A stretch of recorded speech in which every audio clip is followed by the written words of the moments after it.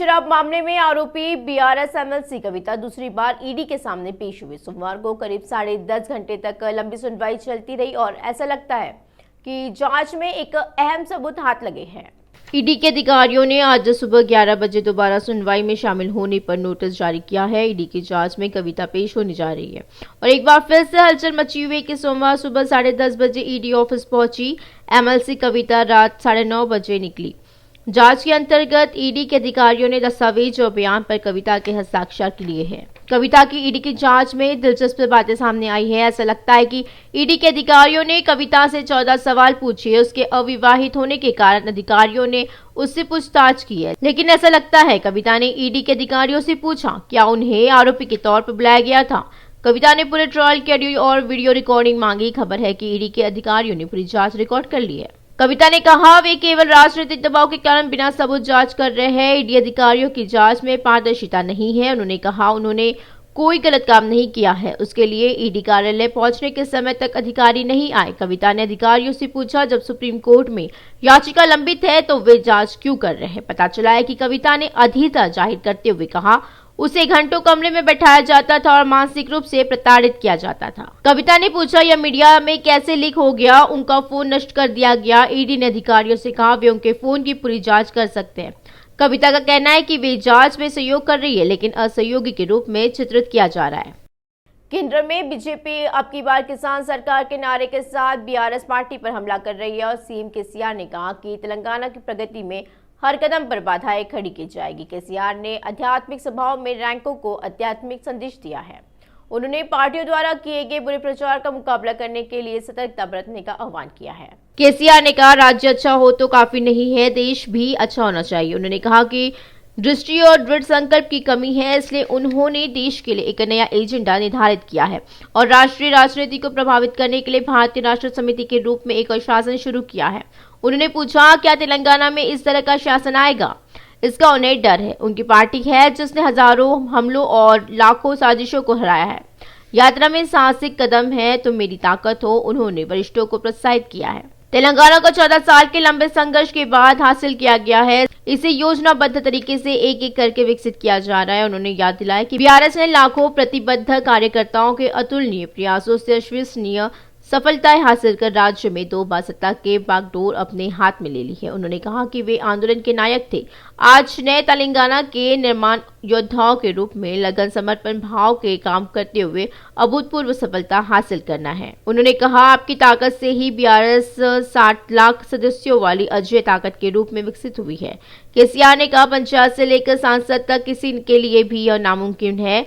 उन्होंने संदेश दिया 21 साल के सफर में कई उतार चढ़ाव झेलने के बाद भी पार्टी अपने एजेंडे पर आगे बढ़ रही है। पार्टी मुखिया केसीआर द्वारा बीआरएस वरिष्ठ नेताओं को पत्र लिखने पर भाजपा प्रदेश अध्यक्ष ने पलटवार किया है। उन्होंने राज्य की जनता के नाम खुला पत्र लिखकर कहा है कि अगर इस बार उनके साथ धोखा हुआ तो उन्हें जरूर भुगतना पड़ेगा। आरोप है प्रदेश में भावनाओं को भड़काने की यह बड़ी साजिश है। पेपर लीक में बेटी को शराब घोटाले से और बेटी को भ्रष्टाचार घोटाले से बचाने की साजिश के तहत केसीआर का पत्र जारी किया गया। केसीआर पर कार्यकर्ताओं की परवाह न करने का आरोप लगाते हुए कहा है कि कार्यकर्ताओं को संबोधित पत्र लिखने के पीछे बड़ी साजिश है। उन्होंने कहा यह इस बात का प्रमाण है तेलंगाना के लोगों का बीआरएस पार्टी और कल्वाकुंतला परिवार के साथ साथ पार्टी के नेताओं और कार्यकर्ताओं के नेतृत्व पर विश्वास उठ गया है। उन्होंने सवाल किया क्या सीएम केसीआर ने कभी प्रगति भवन के अंदर लोगों को कार्यकर्ताओं को अनुमति दी है। लोगों की यह सोचने की सलाह दी जाती है कि कहीं उन्हें कभी बुलाकर धमकाया तो नहीं गया है। इस चुनाव में तेलंगाना के सभी लोगों के केसीआर परिवार के शासन को खत्म करने की अपील की है। उन्होंने कहा केसीआर सरकार आने के बाद भाजपा अमरवीरों और कार्यकर्ताओं की आकांक्षाओं को पूरा करेगी। उन्होंने कहा तेलंगाना के लोगों को पहले ही पता चल गया है कि केटीआर परिवार के सदस्य कालेश्वरम घोटाला, आईटी घोटाला जिसके कारण इंटरमीडिएट के छात्रों की मौत हुई है, धरनी घोटाला और रियल एस्टेट माफिया जैसे कई घोटालों के पीछे है। आने वाले दिनों में यह सब सामने आने के डर से उन्होंने रोष व्यक्त करते हुए कहा कि उन्होंने अपनी ही पार्टी के कार्यकर्ताओं को अपने परिवार के खिलाफ जाने से रोकने के लिए उन्हें पहले से भावनात्मक रूप से ब्लैकमेल किया और विपक्ष को भड़काने की साजिश रची है। राज्यपाल तमिलिसाई ने दिलचस्प टिप्पणी की है कि राजभवन में आयोजित उगादी समारोह में वीआईपी के शामिल होने को लेकर तमिलिसाई ने कहा कि तेलंगाना के युवा कई चुनौतियों का सामना कर रहे हैं, अन्य राज्यों में ऐसी कोई चुनौती नहीं है। उन्होंने कहा राजभवन युवाओं से गुलजार है। उन्होंने वीआईपी की जगह युवा शक्ति को आमंत्रित किया है। कई बार जब वीआईपी को बुलाया जाता है पता नहीं होता आएंगे भी या नहीं। Clean India. So when we take forward such efforts, I want the youth of the Yuva Shakti of Telangana to be associated with us, because we are all doing our efforts to the betterment of the people of Telangana. So I want the Yuva Shakti to be associated with us in all the activities, with lot of tribal activities. We are providing Mehua Laddu to the tribals, and we are conducting medical camps to the tribal area, in the tribal areas. So I want the Yuva Shakti to be associated with us. So I want the Yuva Shakti to be associated with Raj Bhavan in all the good efforts which the Raj Bhavan is taking forward. Will you be with us? Yeah. I'm really very happy, and as I said, today is the very important day because all the seats are filled with VIPs. Because whenever we call VIPs, we don't know whether they will attend or not. But these VIPs, I saw them 4 o'clock, 5 o'clock itself. They respected my invitation, they honored my invitation, and they all came from distant places. I salute your presence, and definitely we all be associated for betterment of Telangana, and let us all be very happy. Whatever may be the challenges, we all face it. Let us be happy and enjoy. I appeal the student population, be achievers, but don't compromise your happiness for anything. Life is for enjoying. So I always say, enjoy and educate, and enjoy and study, and enjoy and achieve. Let us all enjoy each and every moment, and we all there to enjoy the pride of Telangana. I salute you all for all the 13 achievers for the achievings, and I am very happy that Raj Bhavan is filled with full of your energy. Let us this energy. TSPSC paper leak मामले में एक अहम घटनाक्रम सामने आया है। SIT मामले की सक्रियता से जांच कर रही है। एसआईटी ने हाल ही में पेपर लीक मामले में लगाए गए आरोपों के लिए पर्याप्त साक्ष्य प्रस्तुत करने के लिए रेवंत रेड्डी को नोटिस जारी किया है। टीएसपीएससी पेपर लीक की घटना से राज्य में हड़कंप मच गया है। मामला हाल ही में हाईकोर्ट पहुंचा। कांग्रेस नेताओं ने घटना की जांच के लिए हाईकोर्ट में याचिका दायर की है। बालमुरु वेंकट के साथ 2 अन्य उम्मीदवारों ने याचिका दायर की। याचिका पर आज बेंच सुनवाई करेगी। इसने टीपीसीसी प्रमुख रेवंत रेड्डी को एसआईटी नोटिस जारी किया है, जो पेपर लीक मामले में गंभीर आरोप लगा रही है। नोटिस में कहा गया है उनके पास जो सबूत है उन्हें देने के लिए कहा गया है। रेवंत रेड्डी ने निष्कर्ष निकाला है कि एसआईटी नोटिस से डरने की कोई बात नहीं है। वे किसी भी हालत में अपने पास मौजूद सबूत एसआईटी को नहीं देंगे।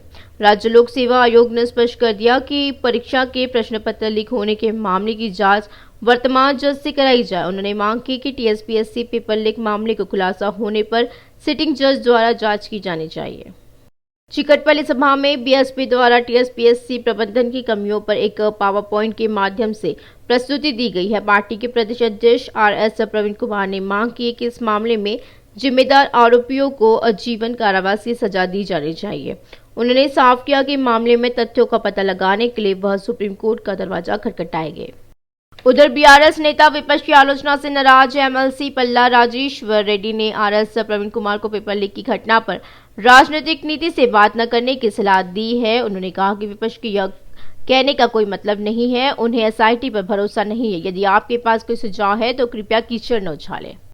सीपीआर राज्य सचिव कुंदमनेनी संबाशिवराव ने केंद्र की भाजपा सरकार पर निशाना साधा है और उन्होंने कहा कि देश में अघोषित आपातकाल चल रहा है।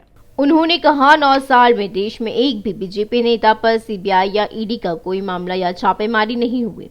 उन्होंने कहा केंद्रीय जांच एजेंसियों को उन पार्टियों के नेताओं के खिलाफ भड़काया जा रहा है जो केंद्र सरकार के खिलाफ है। एमएलसी कविता और आप नेता मनीष सिसोदिया जो दिल्ली शराब घोटाला मामले में आरोपी हैं, उन्होंने महत्वपूर्ण टिप्पणी की है। अगर वे आत्मसमर्पण कर देते हैं तो ये मामले मौजूद नहीं रहेंगे।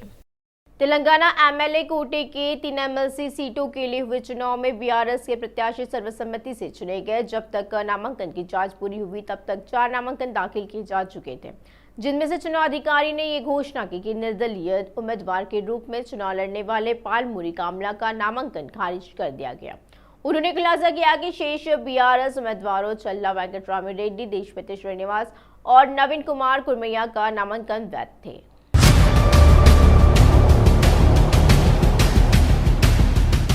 विधायक कोटा में 3 सीटों पर एमएलसी के चुनाव में एक मत नहीं रहे। बीआरएस के 3 उम्मीदवार देशपति श्रीनिवास, नवीन कुमार और चल्ला वेंकटरामी रेड्डी को सर्वसम्मति से एमएलसी के रूप में चुना गया है और इन तीनों उम्मीदवारों को आरवीओ से प्रमाण पत्र मिला है।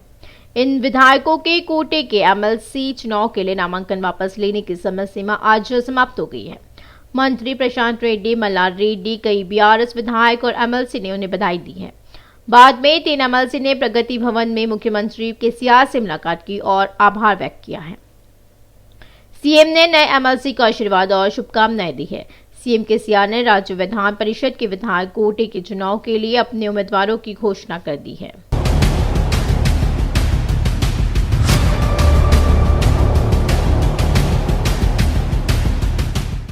इसके साथ ही सीएम ने चल्ला वेंकटरामी रेड्डी, देशपति श्रीनिवास और कुरमयागिरी नवीन कुमार को उम्मीदवार के तौर पर फाइनल कर दिया है। मालूम हो कि केसीआर ने सुझाव दिया था कि उन्हें इसी महीने की 9 तारीख को नॉमिनेट कर देना चाहिए।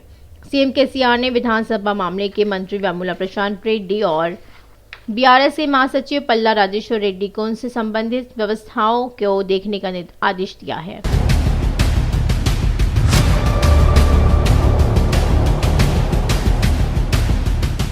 विधायक कोटा एमएलसी चुनाव के लिए 27 फरवरी को शेड्यूल जारी होना लाजिमी है और तेलंगाना में 29 मार्च को एमएलसी की 3 सीटें खाली होगी। इस हद तक केंद्रीय चुनाव आयोग ने तेलंगाना में 3 सीटें और आंध्र प्रदेश में 7 सीटों के लिए कार्यक्रम की घोषणा की है। हालांकि राज्य में नवीन कुमार, गंगाधर गौड़ और एलिमिनाती कृष्णा रेड्डी का कार्यकाल इसी महीने का 29 तारीख को खत्म होगा। इसी क्रम में विधायक कोटे के एमएलसी के चुनाव की अधिसूचना जारी कर दी गई।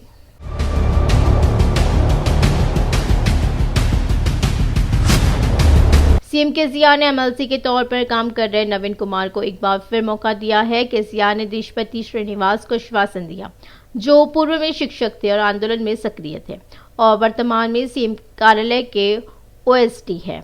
हालांकि यह सोचा गया था कि देशपति को लंबे समय तक एमएलसी के रूप में मौका दिया जाएगा, लेकिन उन्हें विभिन्न कारणों से पूर्व में मौका नहीं दिया गया था। जोगुलंबा गढ़वाला जिले से पूर्व राष्ट्रपति नीलम संजीव रेड्डी के पोते चल्ला वेंकटरामी रेड्डी हाल ही में बीआरएस में शामिल हुए हैं। हालांकि मुख्यमंत्री केसीआर को लगता है कि चल्ला वेंकटरामी रेड्डी को बीआरएस के विस्तार में प्रमुख जिम्मेदारियां सौंपी जानी चाहिए। यद्यपि भिक्षामय गौड़ और दासुजू श्रवण स्वामी गौड़ आदि के नामों का प्रचार भी किया गया, पर उनसे यह अवसर नहीं मिला।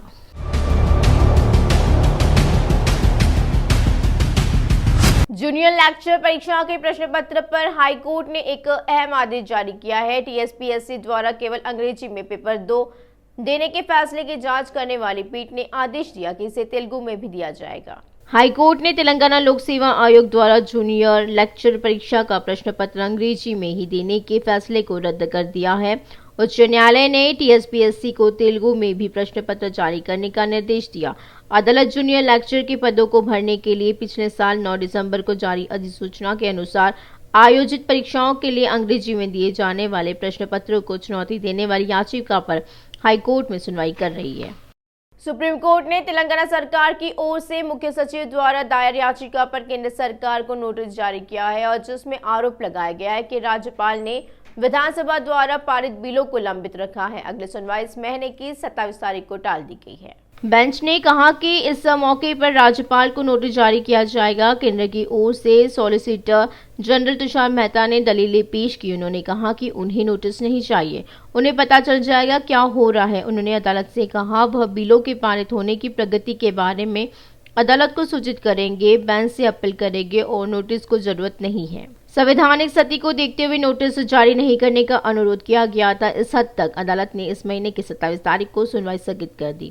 सुनवाई के दौरान तेलंगाना सरकार की ओर से वरिष्ठ अधिवक्ता दुष्यंत दवे ने दलीलें रखी है। मंत्री तलासानी श्रीनिवास यादव ने आश्वासन दिया है कि सरकार क्यूनेट पीड़ितों के साथ खड़ी रहेगी। वैस मोरटपल्ली स्थित उनके आवास पर क्यूनेट के पीड़ितों ने मंत्री से उनके लिए न्याय दिलाने की गुहार लगाई है। मंत्री को बताया गया जिस स्वप्न लोक परिसर में हाल ही में आग लगी थी, वहां चलने वाली संस्था क्यूनेट ने वरंगल, खम्मम, नलगोंडा, करीमनगर के करीब 60 लोगों से 1.5 से 3 लाख रुपए तक का पैसा इकट्ठा किया है। अन्य जिलों का रोजगार और आकर्षक आय प्रदान करने का दावा कर रहा है। उन्होंने कहा, आग में मरने वाले 6 लोगों ने भी उन्हीं तरह से क्यूनेट में पैसे दिए। जवाब में मंत्री तलसानी ने महाकाली पुलिस अधिकारियों को क्यूनेट प्रशासकों के खिलाफ तुरंत मामला दर्ज करने और उचित कार्रवाई करने का निर्देश दिया है। मंत्री ने खेद व्यक्त किया, यह बहुत दुर्भाग्यपूर्ण है। 6 लोगों की आग में जलकर मौत हो गई, जिनका भविष्य बहुत अच्छा था। उन्होंने कहा, मुख्यमंत्री द्वारा मृतकों के परिवारों के लिए घोषित प्रति परिवार 5 लाख की आर्थिक सहायता शीघ्र ही प्रभावित परिवारों को दी जाएगी। बीसी वेलफेयर एसोसिएशन राष्ट्रीय अध्यक्ष जाजुल्ला श्रीनिवास गौड़ ने विधानसभा में बीसी के लिए 50% आरक्षण की मांग की। वह सांसद में बीसी के विधायक के स्थापित होने के बाद ही महिला आरक्षण विधेयक का जिक्र लाना चाहते हैं। जाजुल्ला और श्रीनिवास गौड़ ने कहा, अगर बीसी बिल को पेश किए बिना महिला आरक्षण बिल लाया जाता है तो बीसी महिलाओं को नुकसान होगा। उन्होंने कहा कि वह महिला आरक्षण विधेयक का विरोध कर रही है, जो महिलाओं का प्रतिनिधित्व नहीं करता है। वे बीसी महिला कल्याण संघ के तत्वाधान में रविंद्र भारती के आयोजित राज्य स्तरीय बैठक में मुख्य अतिथि थे। इस बैठक में बीसी महिला कल्याण संघ की प्रदेश अध्यक्ष चुनी गई है और इस मौके पर उन्होंने केंद्र सरकार से बीसी निगम बनाने और बीसी के लिए अलग मंत्रालय बनाने की मांग की है। मुंदरू कापू संगम प्रदेश अध्यक्ष कोंडा देवैया पटेल ने दुख व्यक्त किया है। भले ही उनकी जाति आर्थिक रूप से, राजनीतिक रूप से बड़ी हो, गांव से निर्वाचन अपरिहार्य है। देवैया रूबरू के दौरान कहा, ग्राम विकास समितियों को समाप्त करने से ही समस्या का समाधान होगा। सरकार को उनकी मांग तुरंत माननी चाहिए। राजकोंडा के सीपी चौहान ने कहा कि सड़क दुर्घटना में सिर में चोट लगने पर 1 घंटे के अंदर उचित उपचार मिलने पर जान बचाई जा सकती है। सीपी चौहान ने एलबीनगर कामिनेनी अस्पताल में हेड इंजरी और सीपीआर प्रशिक्षण कार्यक्रम की शुरुआत की है। सिर की चोटों के मामले में कैसे कार्य करें, इस कार्यक्रम का उद्देश्य पुलिस अधिकारियों को आपातकालिक स्थितियों में कार्डियो, पल्मोनरी और पुनर्जीवन करने के लिए आवश्यक ज्ञान और कौशल प्रदान करना है। सीपी चौहान ने इस कार्यक्रम के आयोजन के लिए कामिनेनी हॉस्पिटल को बधाई दी है। कोरोना महामारी के चलते 2 साल तक लोगों को भारी दिक्कतों का सामना करना पड़ा और इस समय जब कोरोना वायरस का प्रभाव कम हो गया है, प्रसार को नियंत्रित कर लिया गया है, महामारी हमें छोड़ चुकी है, यह फिर से फेल हो रही है, यह साबित कर रहा है उसका अस्तित्व अभी भी है। तेलंगाना राज्य में कोरोना वायरस फैल रहा है, मामलों में धीरे धीरे इजाफा हो रहा है। पिछले 4 दिनों से संख्या बढ़ती ही जा रही है। राजधानी हैदराबाद में मामलों में वृद्धि विशेष रूप से चिंताजनक है और इस साल 27 जनवरी को राज्य में 0 मामले सामने आए थे। हर कोई इस बात से खुश था कि वायरस खत्म हो गया है, लेकिन पिछले कुछ हफ्तों से मामलों की संख्या बढ़ती ही जा रही है। जीएचएमसी के भीतर 50% से अधिक मामले दर्ज होने के कारण शहर के निवासी डरे हुए हैं और पिछले 24 घंटे में राज्य में 5254 लोगों की कोरोना जांच की गई है, जिनमें से 52 की रिपोर्ट पॉजिटिव आई है। स्वास्थ्य विभाग ने घोषणा की है कि अन्य 148 लोगों के परिणाम आने बाकी है। इस महीने की पहली तारीख को राज्य में 4405 लोगों का कोविड-19 टेस्ट किया गया और जिनमें से सिर्फ 21 लोगों का टेस्ट पॉजिटिव आया। वर्तमान में तेलंगाना में 257 कोविड पीड़ित है और उल्लेखनीय है कि इस माह की पहली तारीख को इनकी संख्या मात्र 93 है। चिकित्सा एवं स्वास्थ्य विभाग की रिपोर्ट साफ कर रही है कि पिछले 5 दिनों में मामलों में इजाफा हुआ है। आधिकारिक रिपोर्टों के संकेत मिलता है कि वायरस जिलों में भी फैल रहा है। ठीक 2 हफ्ते पहले हैदराबाद, रंगारेड्डी और मेड्चल सहित केवल 5 जिलों में मामले सीमित थे और हैदराबाद के अलावा अन्य जिलों में भी 1-2 मामले ही सामने आए हैं। लेकिन अब एक साथ 12 जिलों में वायरस के मामले बढ़ रहे हैं। आदिलाबाद, हैदराबाद, कामारेड्डी, करीमनगर, खम्मम, महबूबनगर और मेडक, मेड्चल, मलकाजगिरी, सिरिसिला, रंगारेड्डी, संगारेड्डी और भुवागेरी जिलों में लगातार कोरोना पीड़ितों की संख्या बढ़ रही है और सरकारी रिपोर्टों के अनुसार यह उल्लेखनीय है कि कम से कम 50% नवीनतम कोविड मामले हैदराबाद शहर में फैल रहे हैं। दूसरी तरफ राज्य में इन्फ्लुएंजा वायरस का प्रकोप बढ़ता ही जा रहा है और सामान्य फ्लू से पीड़ित की संख्या धीरे धीरे बढ़ती जा रही है। अगर इनमें कोरोना वायरस भी जुड़ जाए तो स्थिति और जटिल होने की संभावना है। वहीं दूसरी ओर परीक्षा का समय होने के कारण छात्र व उनके अभिभावक परेशान हो रहे हैं। ऐसे में डॉक्टर और स्वास्थ्य विशेषज्ञ लोगों को सतर्क रहने की सलाह देते हैं, कहा जाता है कि सर्दी और बुखार जैसे लक्षण दिखाई देने पर तुरंत डॉक्टर से सलाह लेनी चाहिए और जरूरत पड़ने पर उनकी सलाह पर अस्पताल जाना चाहिए। साथ ही चेतावनी देती है कि इसकी अपेक्षा करने के बाद उन्हें कई मुश्किलों का सामना करना पड़ेगा। राजेंद्र नगर के ऊपरपल्ली में बाप बेटे ने बदमाश पर हमला कर दिया। मुख्य सड़क पर रवि नाम के व्यक्ति पर रॉड से अंधाधुंध हमला किया गया है। स्थानीय लोगों ने दोनों को पकड़ लिया और पुलिस को सौंप दिया। रवि को अस्पताल ले जाया गया है। बेटे का कहना है वह कुछ समय से उसकी मां को मानसिक और शारीरिक रूप से प्रताड़ित कर रहा था। उसने कहा वह अपनी मां की प्रताड़ना सहन नहीं कर सका और उस पर हमला कर दिया। वह गुस्से में था। वह फोन पर बात करते हुए अपनी इच्छा पूरी करने को उसकी मां से कह रहा था। पिता पुत्र ने कहा उन्होंने रवि पर हमला किया। उनकी पहचान महबूबनगर जिले के कोसगी के रूप में हुई है, लेकिन बेटे ने कहा इस बात के सबूत है उसने अपनी मां के साथ दुष्कर्म करने का प्रयास किया है।